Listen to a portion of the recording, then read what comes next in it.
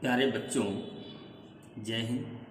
बच्चों, class 8th subject math exercise 2.4 का question number 6।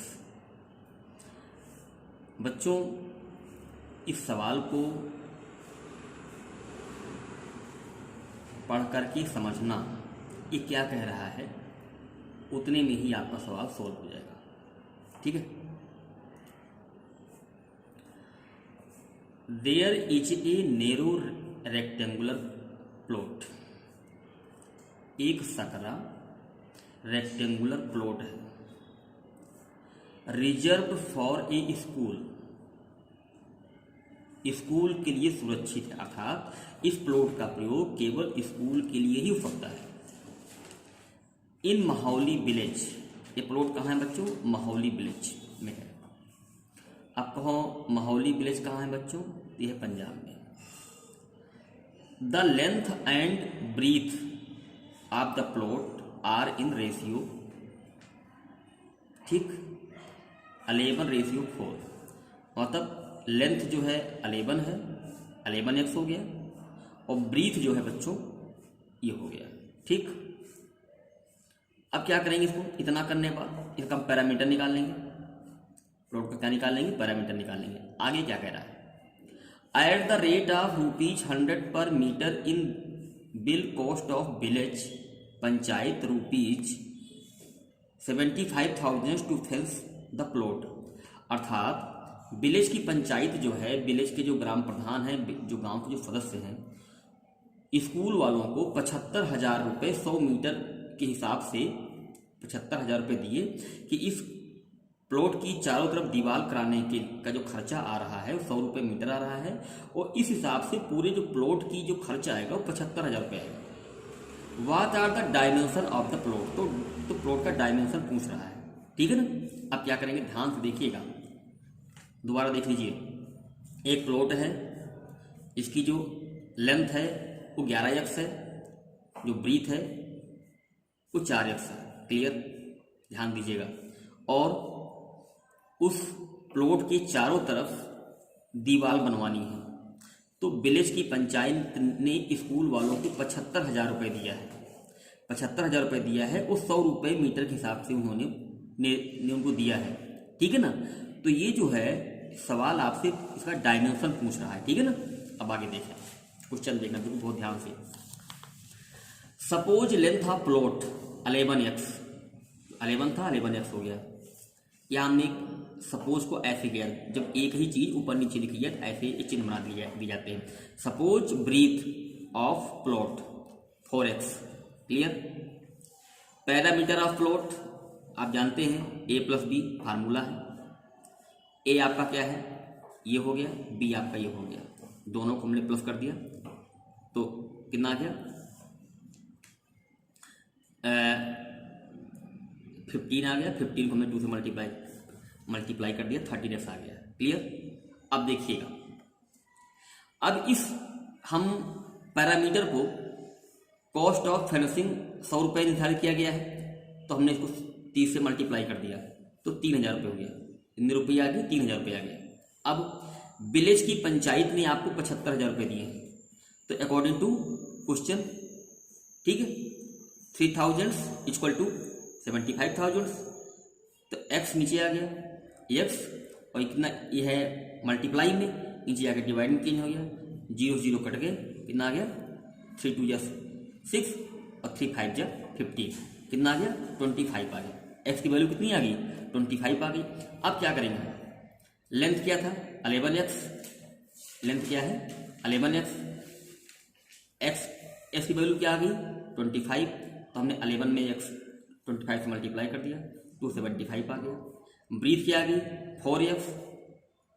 तो x गया तो 100 आ गया। ये आपका डायमीटर आ गया। क्लियर? समझ में आपको आ रही बात? आगे देखें, question number 7। Hasan buys 2 kind of cloth material. Hasan 2 प्रकार के कपड़े खरीदता है। फॉर स्कूल यूनिफॉर्म, बच्चों की स्कूल ड्रेस के लिए। Shirt material cost him 50 rupees per metre. जो शर्ट का मटेरियल है वो 50 रुपये पर मीटर के हिसाब से, और ट्राउजर का जो मटेरियल है वो 90 पर मीटर के हिसाब से परचेज करता है। समझ गए ना। हसन जो है स्कूल की ड्रेस बनाने के लिए कपड़े खरीदता है, जिसमें कि शर्ट के लिए जो कपड़ा खरीदता है वो 50 रुपये मीटर है, और ट्राउजर के लिए जो कपड़ा खरीदता है वो 90 रुपये पर मीटर है। समझ में आपको आ रही बात। आगे देखिए, for every 2 metre of trouser material, every 2 metre of the trouser material he buys 3 metre, ठीक है, ऑफ द शर्ट मटेरियल। उसमें जो है 2 रुपये 3 रुपये ट्राउजर और शर्ट का मटेरियल को परचेज करता है। ही sells the material at the 12% and 10% profit. पूरा होने के बाद, सिलने के बाद, वो जो एक को 12% पर, एक को 10% पर सेल करता है, उसको टोटल जो है इतने का सेल करता है। तो how much trouser material did he buy, तो उन्होंने ट्राउजर का मटेरियल कुल कितने में खरीदा। समझ में आपको आ रही। टोटल कितने का बेचता है कि ट्राउजर का मटेरियल उसने कितने में खरीदा, ये आपको बताना है। अच्छा, अब देखिए, सपोज